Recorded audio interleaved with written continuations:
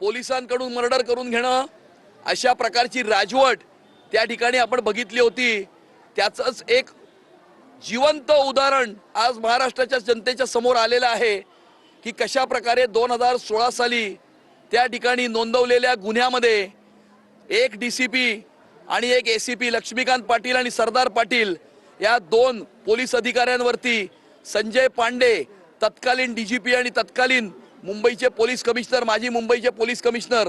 यांनी या ठिकाणी त्या दोन अधिकाऱ्यांवरती दबाव आणून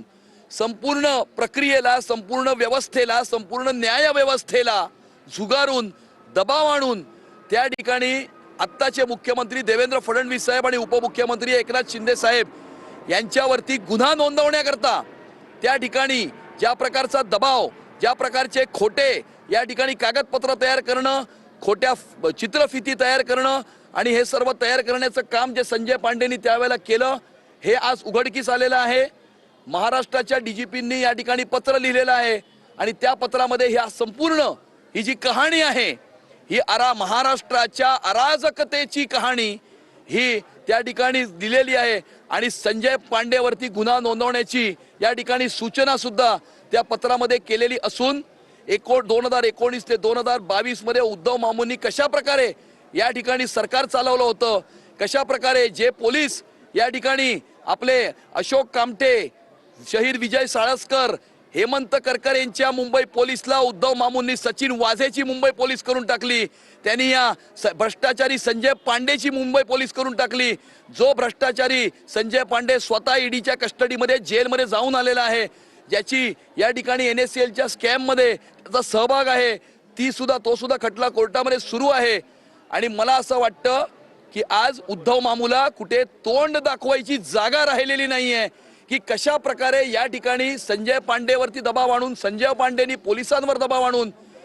मुख्यमंत्री फडणवीस साहेब आणि उपमुख्यमंत्री एकनाथ शिंदे साहेबांना खोट्या गुन्ह्यामध्ये या ठिकाणी गोवण्याचं काम त्यांनी केलं होतं। पण याच्या पुढे जाऊन माझी अशी मागणी राहील की संजय पांडे कुणाच्या इन्स्ट्रक्शनवरती कुणाच्या आदेशावरती काम करत होता आणि त्या ठिकाणी संजय पांडेची सुद्धा कसून चौकशी झाली पाहिजे। संजय पांडेची सुद्धा या ठिकाणी फॉरेन्सिक आणि या ठिकाणी ब्रेन मॅपिंग टेस्ट त्यांच्या केल्या गेल्या पाहिजेत, त्यांची नार्कोचा तपासणी संजय पांडेची केली गेली पाहिजे, जेणेकरून संजय पांडेच्या मागचा अदृश्य व्यक्ती कोण हे सुद्धा महाराष्ट्राच्या आणि हिंदुस्थानच्या जनतेच्या समोर येणं आवश्यक आहे। संजय पांडे हा कोणासाठी काम करत होता, त्याच्या मागचा अदृश्य व्यक्ती कोण, त्याच्या मागचा अदृश्य हात कोण,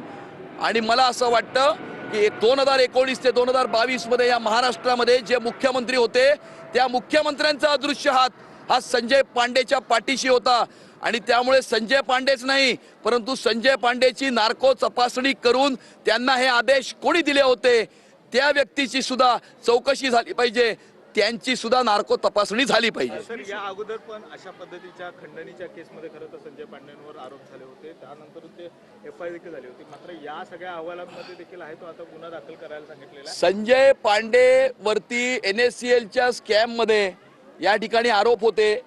संजय पांडेंनी एक मशीन विकत घेतलं होतं, ते मशीन इम्पोर्ट करण्यात आलं होतं, ते मशीन स्टॉक ब्रोकर्सच्या ऑफिसेसच्या आजूबाजूला ठेवून त्या ठिकाणी ट्रेडिंग मध्ये भ्रष्टाचार करण्याचं काम आणि मोठ्या प्रकारचा स्कॅम आहे, त्याच्यामध्ये जेलमध्ये गेले होते, त्याच्यामध्ये खटला सुद्धा सुरू आहे, त्याच्यामध्ये NSCLच्या काही अधिकाऱ्यांची सुद्धा अटक झालेली आहे आणि मोठ्या अशा प्रकारच्या स्कॅम मध्ये संजय पांडे ही व्यक्ती वादाधित व्यक्ती आहे, भ्रष्टाचारी व्यक्ती आहे आणि संजय पांडेची नार्को तपासणी करण्याची मागणी आज मी करत आहे। दुसरीकडे संजय राऊत म्हणतात पद्धतीने हा अहवाल जो आहे तो रश्मी शुक्ला यांनी हा सगळा अहवाल जो आहे तो मांडलेला पाहिजे, म्हणजे संजय राऊतांनी असं म्हटलंय की रश्मी शुक्ला जे आहे ते RSSच्या आहेत, त्यांचं कुटुंब सुद्धा RSS। हे बघा, महाराष्ट्राच्या राजकारणाचा विदूषक रोज काय बडबड करतो याच्यावरती रोज प्रतिक्रिया देण्याची आवश्यकता मला वाटत नाही। ज्या पद्धतीने खरं तर पोलीस वर्दीमध्ये अशा पद्धतीने काम करत RSSचं काम आहे ते रश्मी शुक्लाने केलं, हे थेट आरोप होत आहेत। असं कोण म्हणतंय? असं सकाळचा भोंगा म्हणतोय ना, सकाळचा भोंगा रोज अशा प्रकारे काही वक्तव्य करत असतो, त्याला फार सिरियसली घेण्याची आवश्यकता नाहीये। दुसरा एक असा प्रश्न आहे की अण्णा मलाई जे आहे ते भाजपचे नेते प्रचारासाठी आली होती. त्यांचं एक वक्तव्य विरोधकांनी आता लावून धरलेलं आहे. त्यांनी असं म्हटलं होतं की बॉम्बे हे महाराष्ट्राचं फक्त नाही आहे तर आंतरराष्ट्रीय